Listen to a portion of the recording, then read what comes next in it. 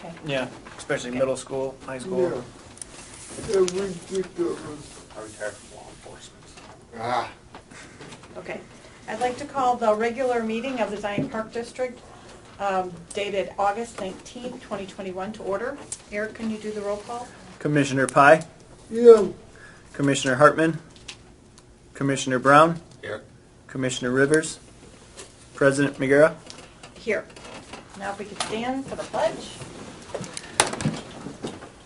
I pledge allegiance to the flag of the United States of America and to the republic for which it stands, one nation, under God, indivisible, with liberty and justice for all. Thank you. Okay, we will continue on with item number 2, the approval of the minutes. I will entertain a motion for the approval of the minutes. This is the, both of them? Yes. I make a motion that we approve the minutes of the Personnel and Finance Subcommittee of the Board of Commissioners of Zion Park District dated 15 July 2021 and the minutes of the regular meeting of the Board of Commissioners of Zion Park District dated 15 July 2021. I second that. Any further discussion needed?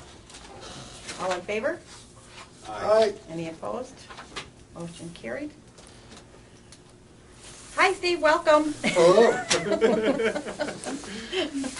I understand you're going to be giving us a presentation today? Yes. Okay. Why don't you go ahead and, Okay. And I do have some boards here too, so I know that the screen's a little bit small, so this is a PDF presentation, so I can easily zoom in on some pieces of it too if we need to at some point, or I could use the board materials as well. But thanks for having me here tonight. As everybody knows, then I'm Steve Connors with Hitchcock Design Group. And so we're assisting you guys in your master planning for Shiloh Park, along with the preparation of the grant application, which is due September 1st. So we are working hard with Marilyn Todd and cranking toward that position there. So obviously the project background you guys are well aware of, but we're talking about Shiloh Park with the existing conditions here. And so there are many improvements out there that are just well past their age. And you guys, from our understanding with our discussions with Marilyn Todd, you guys are finally in some position where you've got some funding that you could use as a match toward this grant. So it's kind of a great opportunity that this grant has kind of come back around this particular time, and so we're helping you through that.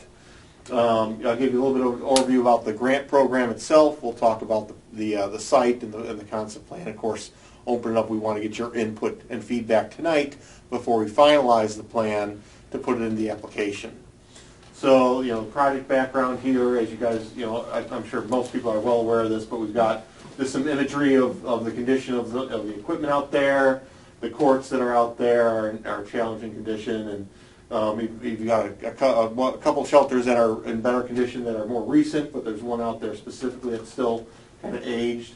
Now, while the grant isn't doing anything for the restroom facility and building that you've got out there, it's just another representation of the aging infrastructure you've got in the park.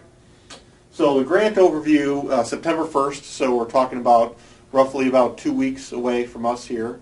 And so the process of the Auslan grant is to develop a master plan, hold some community meetings, make sure we also get board input and have a resolution, which I believe is being passed tonight as part of that application.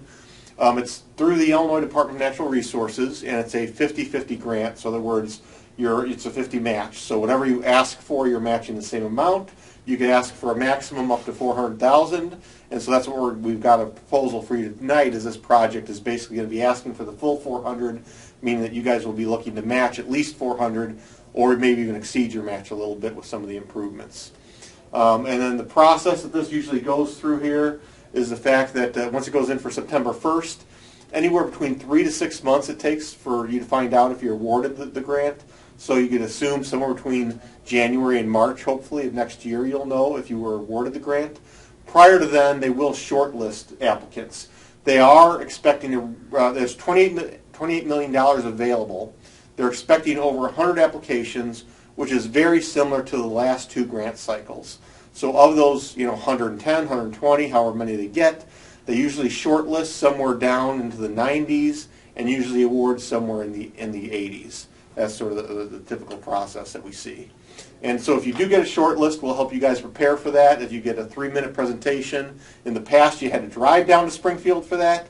This year they're talking about maybe making it online meetings or recorded meetings to avoid the travel with the COVID situation and to avoid bad weather travel situations. We don't know if they're doing that yet, but they're talking about that as an option.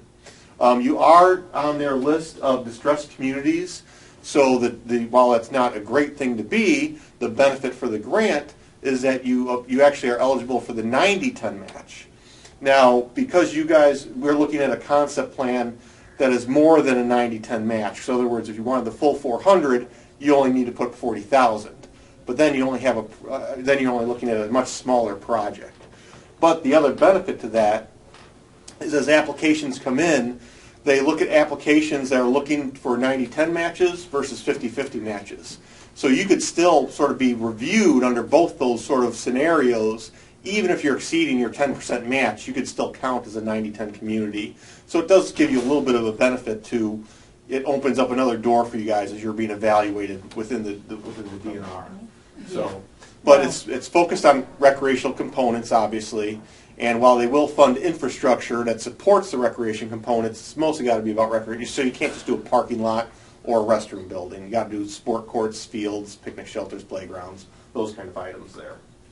So this is the master plan. So with that, knowing that the screen's a little bit small, let me also go to the master plan board here for you guys.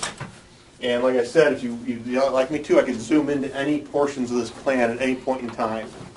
But so obviously we're talking about a focused area of Shiloh Park, because Shiloh Park is a very large park.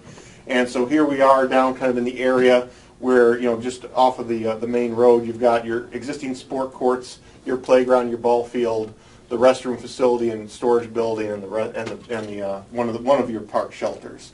So what's proposed here as a master plan vision, again, not all of this is necessarily going to go forward in the Auslan application, but we're looking at renovating your existing tennis courts, but instead of going all with tennis courts, the southern two would be renovated so you'd have 2 tennis courts, and then the other 2 tennis courts would be converted to 4 pickleball courts, which obviously is a growing activity that many communities are looking for.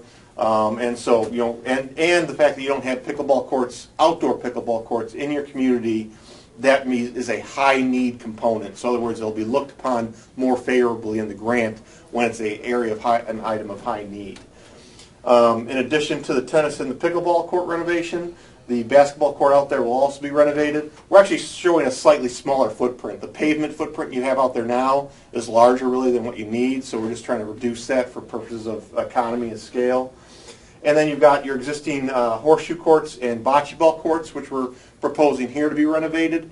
That is one of the discussion points specifically we want to have with you tonight. We are talking about a few other options that could replace those, and we want to get your input on those options tonight as well. I'll come back to that in a minute. This is just the render. This is just showing for context purposes the existing, you know, concession building that's out there, but we're not proposing to do anything new with that at this point. And then right now in the playground area, we understand that you're likely going to have some additional funding that's going to be cycled through the DCEO administration. And so we are probably at this point, when you see the budget, right now we're sort of proposing with our discussions with Marilyn and Todd that the playground will be held out of the Auslan grant because you're likely going to have other funding for that. And you don't know what that is yet, so you don't want it in the grant if you don't fully have that understood at this point in time. And then of course this shelter up here would be replaced with a brand new shelter, including the pad itself. So you know, it'd be an all new walkway up to that, concrete paving, and a new shelter as well. So those are the primary elements that we're looking at. And so before we come back to the discussion on that topic specifically, just a few images of what we're talking about with the color code of the new pickleball, tennis, basketball, so it would all be color-coded surfaces just like it is today. The new playground, and we know that you've already got kind of a design picked out with sort of the idea of another rocket tower, and doing poured-in-place surfacing, so you know a much better surfacing, a much more accessible surfacing than the wood fiber that many playgrounds are.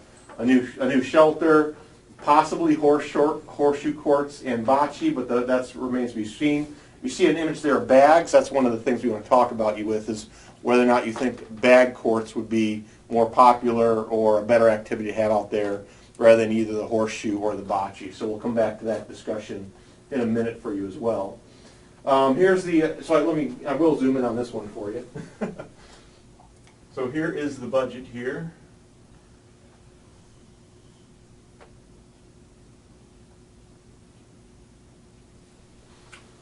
So this is the way that the grant likes to see it. They basically want all the costs associated with construction rolled up into the recreation components. So in other words, the grant line items, they don't want to see site removals, they don't want to see silt fence and construction fence or earthwork and drainage. They want to see the line items of your recreation improvements. So all those other costs that it takes to do construction, even the temporary costs of fencing, are rolled up into these line items. So you might look at the shelter and you say, how can a shelter be $120,000? Well, that's because we're talking about the removal of the other shelter, the removal of that shelter pavement and foundations, new earthwork, new concrete paving, new foundations, the purchase, the installation, the little bit of restoration around it, the general conditions that the contractor will charge for them to administer it and to get their bonds and their insurance. So all those costs are spread across all of these line items, which is kind of why they might be a little bit higher than what you would expect. So we've got the new shelter area, which is around $120,000. The playground is lined out there as, again, being funded through the DCO ability rather than being in this Auslan application. The pickleball courts, and that's 4 of them, at about almost just a little under $240,000. The 2 tennis courts at $220,000. Again, that's replacing all the surfacing, replacing all the fencing and the nets. And we're using today's pricing, and which is, I don't know if you guys are aware, but I mean, right now is astronomical increases.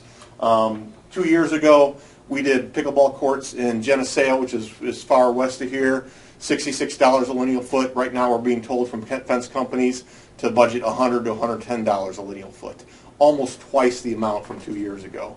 So by the time you're ready to do construction, which is at least a year away, maybe some of this pricing will normalize, but we'd rather be on the conservative side and price for the prices that we're seeing now.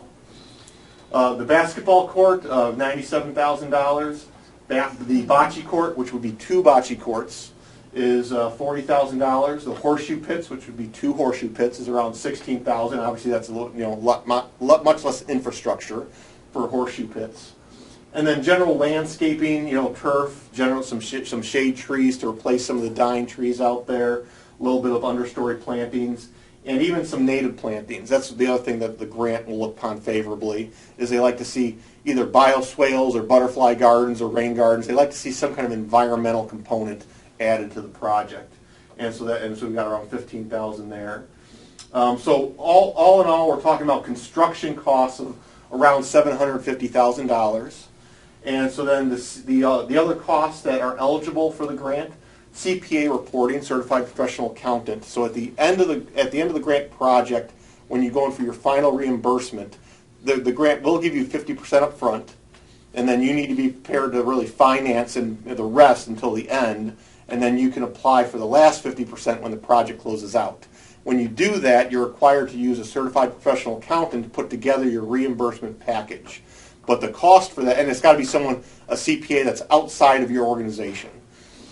But that's a cost that's eligible within the grant. So where you say $2,500, which a lot of times it's even less than that, is part of the application cost.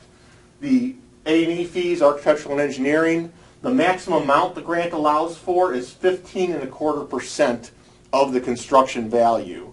You may not need all of that for your A&E fees, but we always suggest you put in the max in the application. If in the end you don't need the max, those are dollars that just can go back up into the other projects, other project costs. And that's for things like doing a topographic survey, doing soil borings to understand the geotechnical analysis out there for foundations, footings, and pavement cross sections, doing civil engineering, landscape architecture, all those kind of things to prepare plans for permit, bid, and construction, and doing construction oversight. And then the last thing is an archaeological survey, but we don't see that. Usually that's for sites that are new parks that have not been developed, like whether they're farm fields or vacant lots. Then you need to do that. It's eligible, but that shouldn't be an issue here. So in the end, we're looking at just over that $800,000 number that I was talking about. at about $866,000. So you'd be requesting $400,000 and you'd be matching $466,000 in this particular scenario. So with that, that's kind of then sort of leads back to the conversation about the components that we would include in the grant. So right now we are saying that the playground would be out, but the shelter, pickleball, tennis, basketball, horseshoe, and bocce would all be in under that $866,000 number.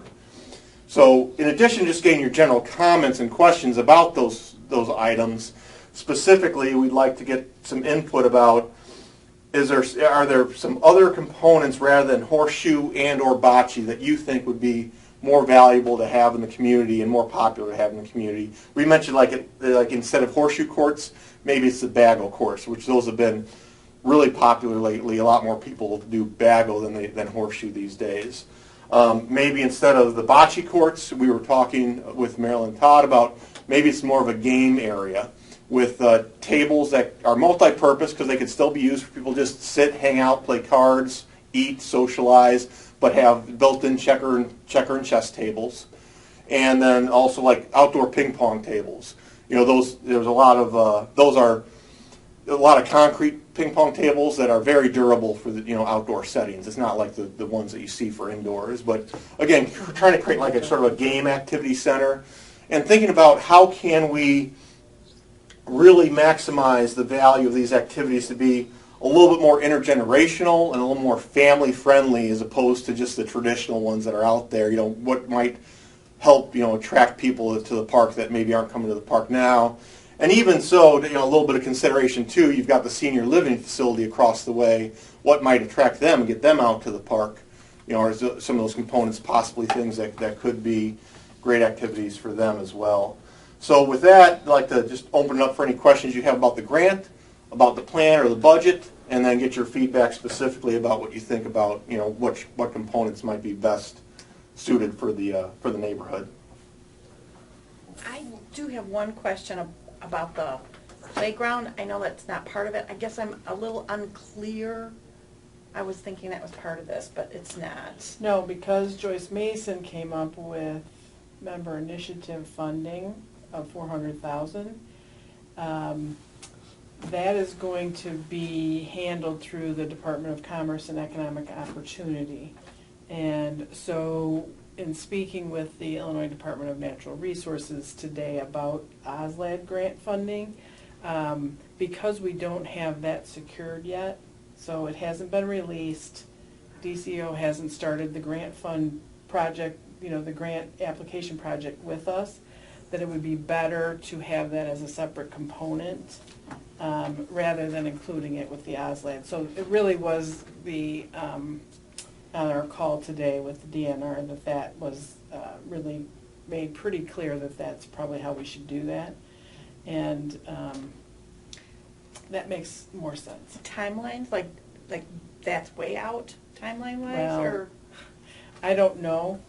And I haven't gotten a good answer on that. When we did, the last DCO grant we did was the rooftop HVAC at this building, and that was a very long time frame, okay. years.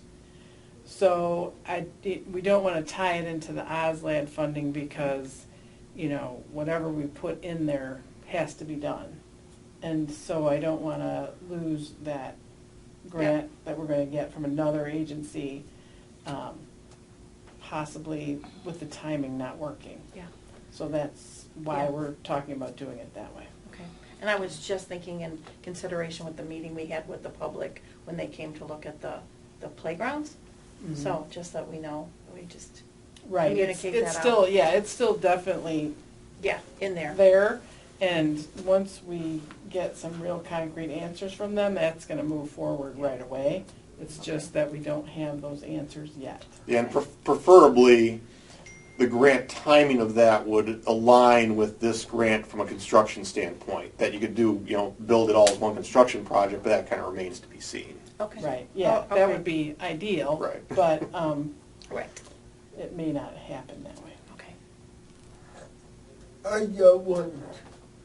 You were saying we got to come up with $400,000 but when we are done with that project, we would get that money back in my right or wrong with that. We would get it's an $800,000 project, we get $400,000 back.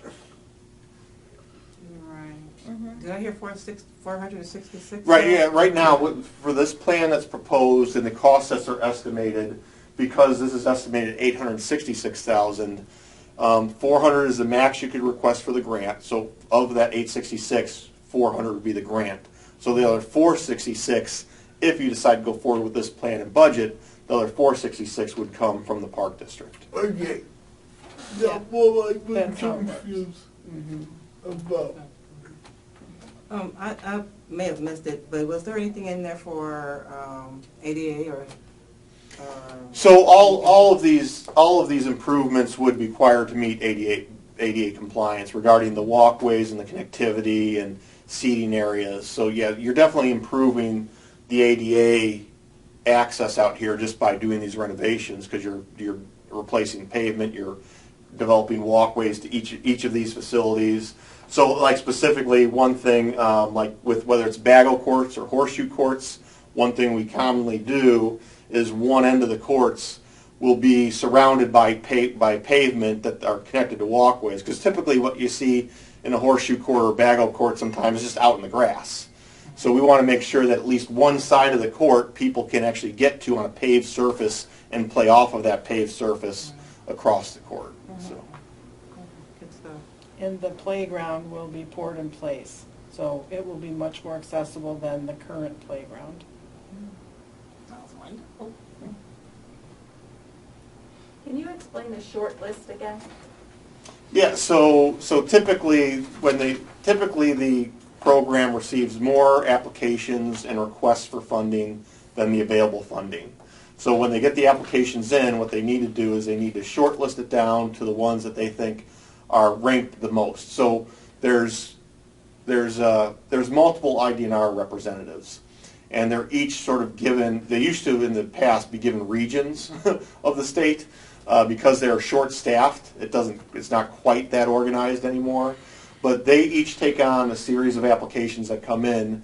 They will each review their group of applications against evaluation criteria and rank them. And so just from a scoring standpoint, they'll be put in sort of a certain order of which the highest ranking and the lowest ranking. And then there's some subjectivity to that. They actually get together and talk as a group. But so because they expect to get more applications than what the funding is available, they'll have to decide which applications are the lowest ranked ones. And so the higher ranking ones will get shortlisted then for the second step, which is typically has been an interview in Springfield. Drive down to Springfield for a 3-minute presentation. You get 3 minutes. They have a buzzer and they buzz you most of the time. But so this time they're thinking that those that are shortlisted for the presentation step may be able to do that via like an online presentation or even a recorded presentation.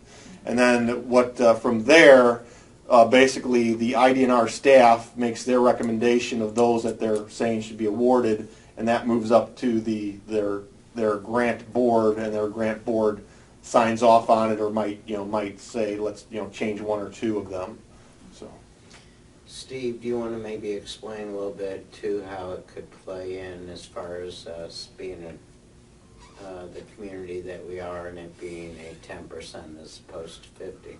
Right. So even though even though you would likely not be looking to only match 10%, because like we said, then if you wanted the 400,000 and you wanted to do it under the 90-10 match, meaning that you'd only match 10% of your 400. Then you'd only have a project of 440,000, so you'd be able to build a lot less.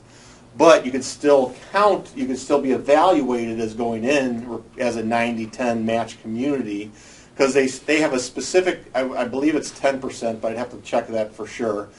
A certain amount of the $28 million that's available for grant funding is appropriated toward communities that are applying as distressed communities for the 90-10 match.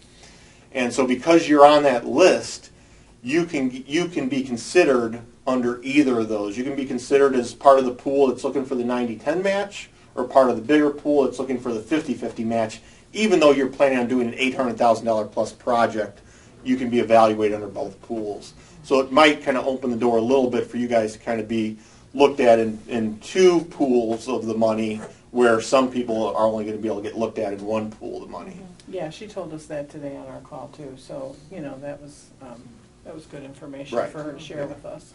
Better odds. Yeah. Mm-hmm.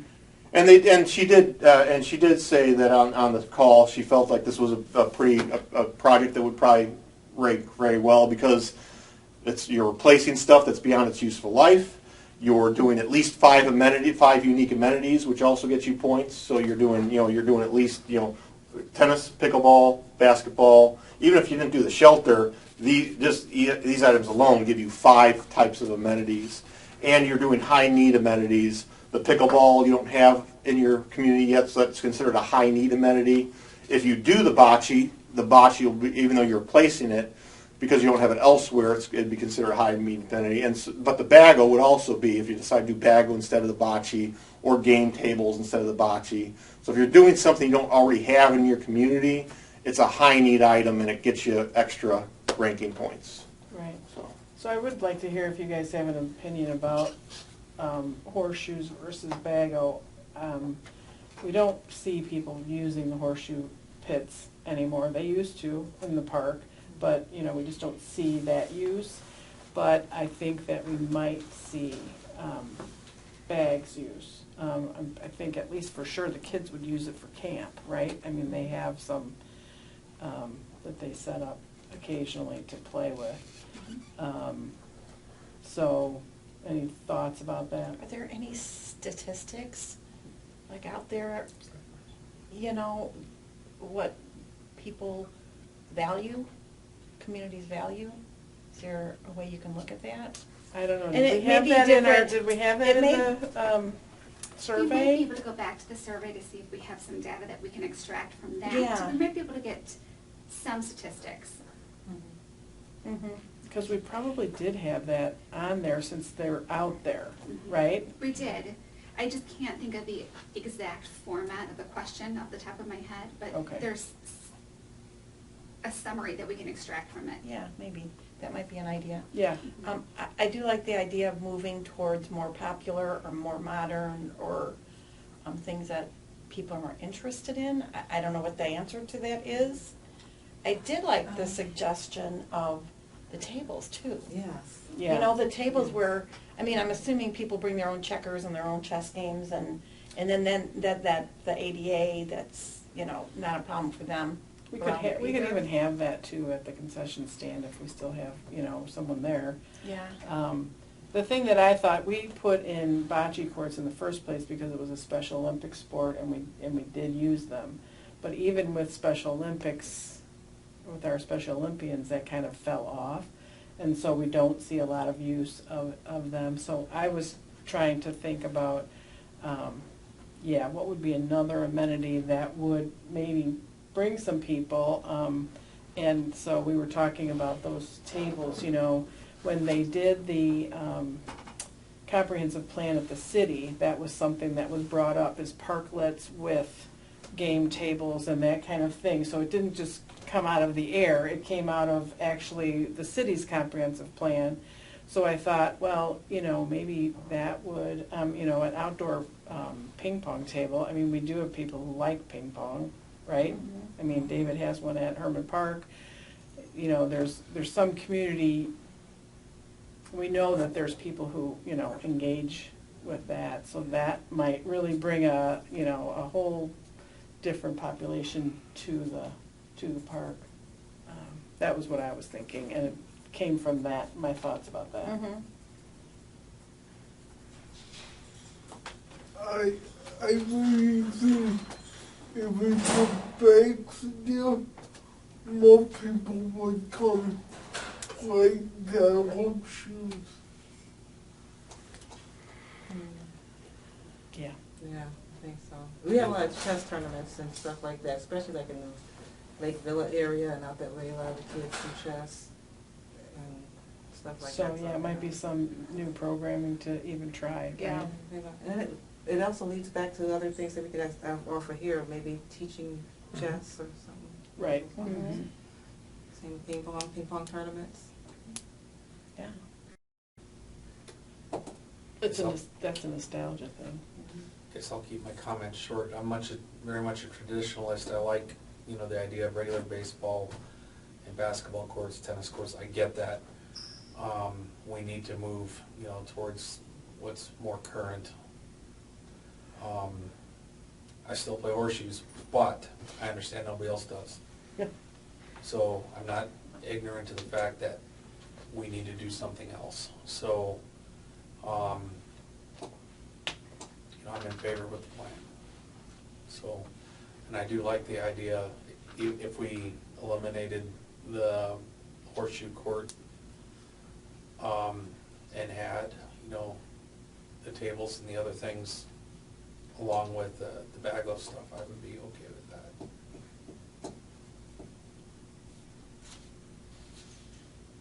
Okay. That sounds But I might have a horseshoe pit in my backyard. We're all coming to Rick's for horseshoes. And quite honestly, the space that you have out here, even with those components, even if you built these other components, I think you'd have the space that if one day you started to see that people were asking for the bocce court again or the horseshoes again, you might not be able to do 2 of the courts, but you could probably get another one of those in there if one of those kind of comes back around as being a demand in the community. So. Yeah, gives us some flexibility there. Okay. All right. Well, then from here, we'll basically take that direction, and we'll work with Meryl and Todd to sort of revise this section of it, and then we'll basically finish up the application and the plan, and which over the course of next week, really. And this will go in. It'll be these days. This year they're doing something new, where it used to be hard copy binders that you had to deliver down to Springfield. Now it's actually via email digital submittal, so that's one easier step as well. So as of September 1st, 5 o'clock. But our plan, of course, is once it's done, if we're done next Friday, there's no penalty for submitting it early. So as soon as it's done, we will submit it. So. And if there's changes after you submit it, is that an issue?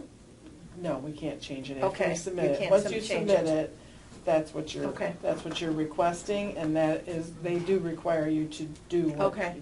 you have to. Correct. You have to meet your plan Okay. in order to get the grant Last funds. year they extend the dates or something for completion because of COVID. So right now it's always been a 2-year window. So not from the date of award, but from the date that you actually have your executed contract agreement with the state for the grant. So even if they say announce it January, March, usually it takes another 30 to 60 days for them to get you your agreement. And so once you have that, your 2-year window starts then. And so you have 2 years to complete the project.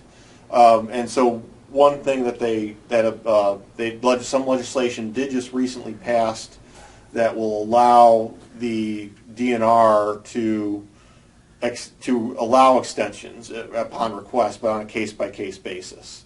So you still might not be allowed, but usually 2 years, especially on a project like this, usually 2 years is more than enough time. The ones that get into challenged issues of being the 2-year window are ones that typically, like if there's lengthy permitting, if you're in Cook County, there's MWRD. If you're near a river or a wetland with floodplain and wetland permitting, those are the kind of things that can really make a construction project take long.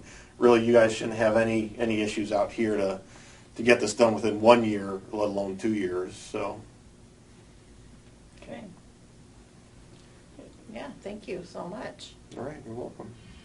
Any other questions? One, the plan is not with the bathrooms, correct? Correct. This plan has not updated the washrooms, no. I know That'll be a separate component. Kind of what we're gonna put here is that's the next phase of improvements in Shiloh Park. So that is something that we've already been talking about, but so it's not part of this program. Okay. All right, great. All right, you. thank you. Thank you. All right. So much. Thank you. Thanks, Steve. Thanks, Steve. Thank you.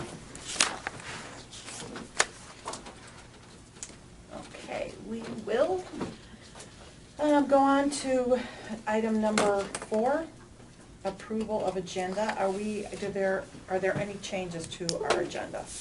We don't need an executive session, so you can delete that. Okay. Then I will entertain a motion to approve the agenda as amended. So moved. So, Any further discussion needed? All in favor? Aye. Any opposed? Motion carried. All right. Commissioners' comments. I have really two. I attended the golf outing last Friday and today. Really your staff once again. Excellent. Workers got in good shape.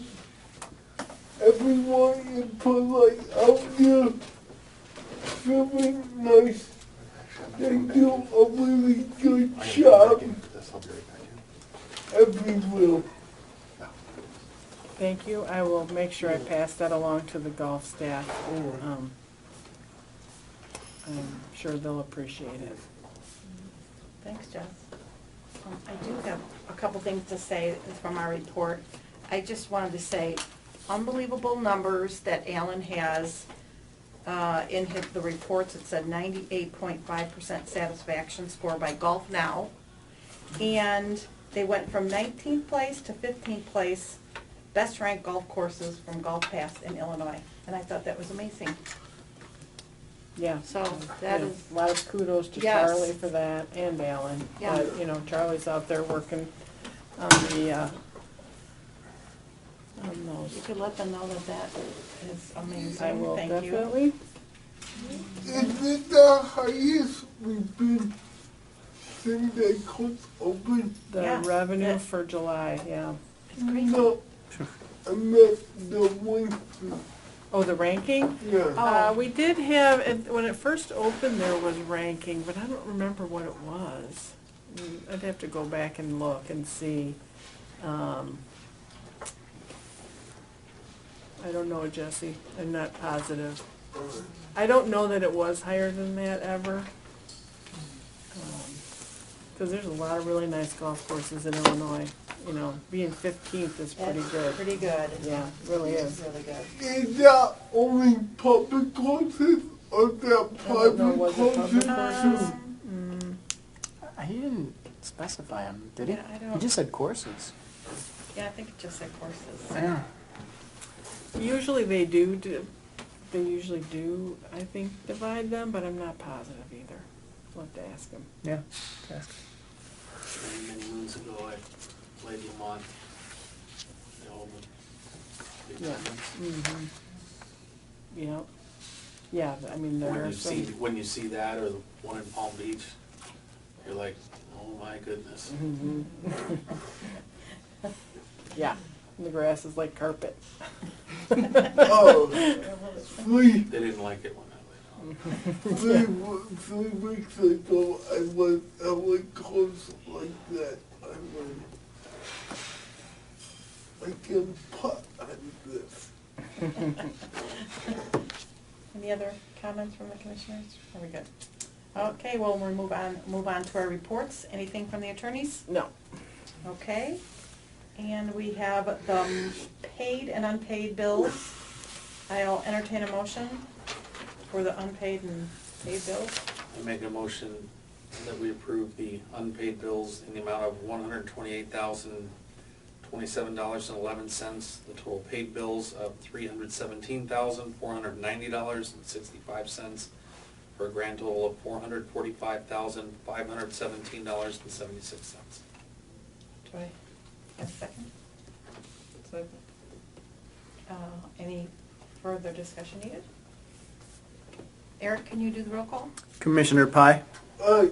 Commissioner Rivers, Aye. Commissioner Brown, Aye. President McGarrah. Aye.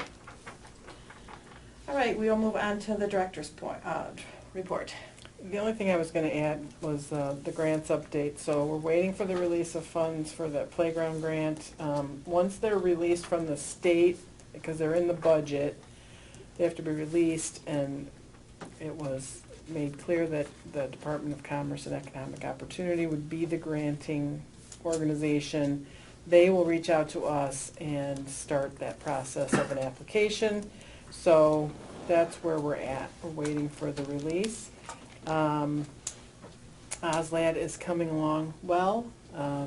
Really happy with working with Hitchcock again. They're doing a great job for us, and we have had lots of discussions this week about this project and how we're going to do it. And the meeting today with IDNR, it's kind of a pre-application meeting, was very helpful.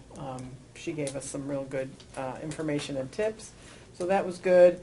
I did talk to Congressman Schneider's chief of staff at the event he had last week at the shelter, and he did tell me, you know, we have a grant with the city that we're going for the Shiloh Center flooding project.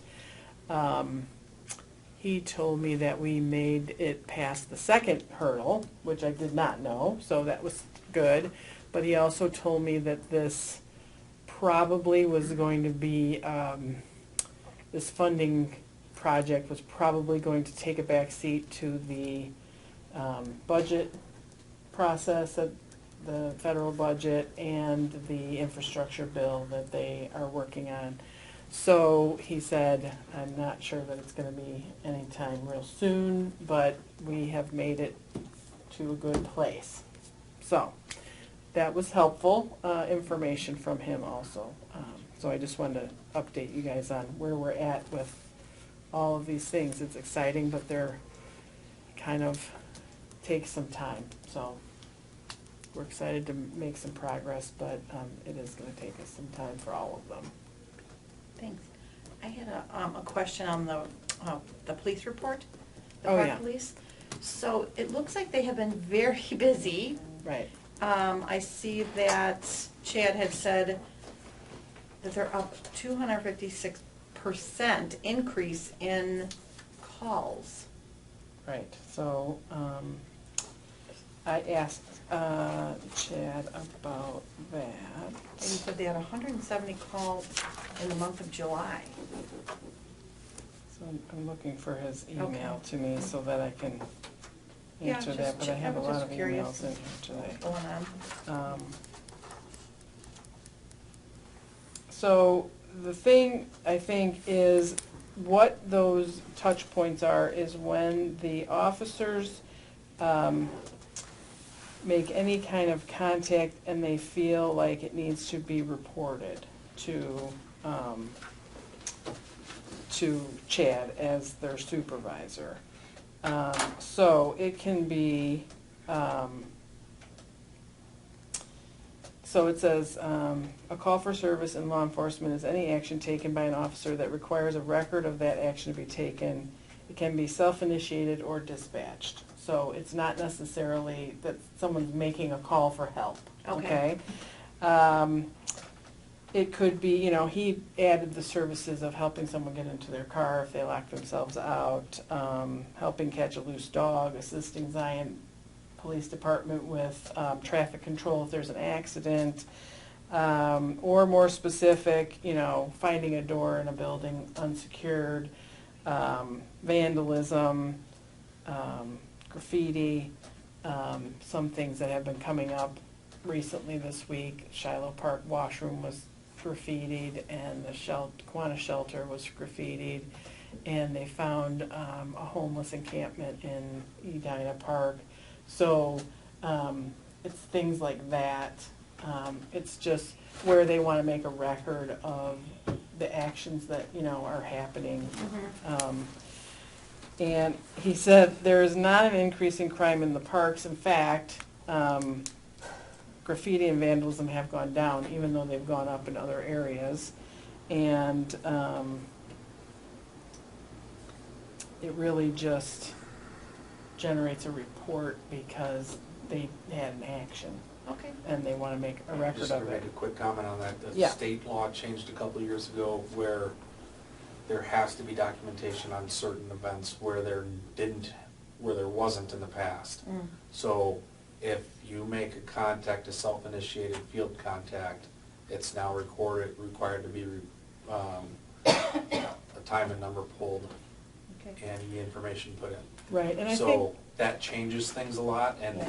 shows more activity. and I think the other thing is, what he's trying to point out to all of us in the reporting is that, you know, there are, a real need for their department in our, you know, in our parks and in our community. They're working. Yeah, Yeah. and they're really valuable to have out there, because I think, you know, that was probably a little bit in question before his time as Mhm. chief. So I think he wants to just make sure that you're really understanding that, you know, there's a lot of value to it. Yeah, yes. So, it's Definitely not provided that, that. it's not that bad things are happening, so that's good. It's good. Good things to know. Clarified. Yeah. Mhm. Okay. All right, nothing else for your report? Nope, that's. Okay, let's that's it. move on to new business, item number 9. So bid 202105. So we did put in the budget to get another truck for the maintenance department, specifically a 4x4 because we need it for plowing in the winter. And so Todd has done some research, and on the Illinois State Sourcewell contract, we can get a Chevy 3/4 ton 4x4 work truck for the pre-bid amount of $38,842.74, and you know, with the COVID situation, with you know, it has affected not part-time, used vehicles, new vehicles, trucks. They have this in stock, it's ready to go. We can get this in and get this in place before winter hits. Hopefully. I think they have them. It's, once you go through the process, once you go actually into the process, then you get a better idea of the time frame to get it. But, you know, we need to get started. Okay. But through Sourcewell, they've already done the whole bidding process, and we don't have to do that and competitively bid the Yeah, vehicle. that's nice. It is very nice. So we'd like to, our recommendation is that we utilize this state bid program and go ahead and get this truck in the process of getting it taken care of. Any questions? Okay, I'll entertain a motion to approve bid number 202105. Make a motion that we approve bid number 20215, purchase a 3/4 ton 4x4 work truck with the National Auto Fleet Group negotiating the price of $38,842.74. So do I have a second? I second. Any further discussion needed? Eric, roll call, please. Commissioner Rivers, Commissioner Pye, Aye. Commissioner Brown, Aye. President McGarrett. Aye. Do we need to vote on anything for item 10, or since Steve has already? Well, I'd like to just have you guys vote on this agreement. I sent it out. That was the agreement to engage Hitchcock. I needed to do that in a timely manner because we have to do this application by September 1st, and it was after our July meeting. So I just want you to, you know, approve that we did, that I did take this action. I did talk to you about it, but I think it would be good to have that as an approved action from this meeting. Okay, so I'm going to entertain a motion to approve the Hitchcock Design Master Plan and Auslan Grant Application Proposal for Professional Services. So moved. Second. Any further discussion needed? Eric? Commissioner Pye, Aye. Commissioner Brown, Aye.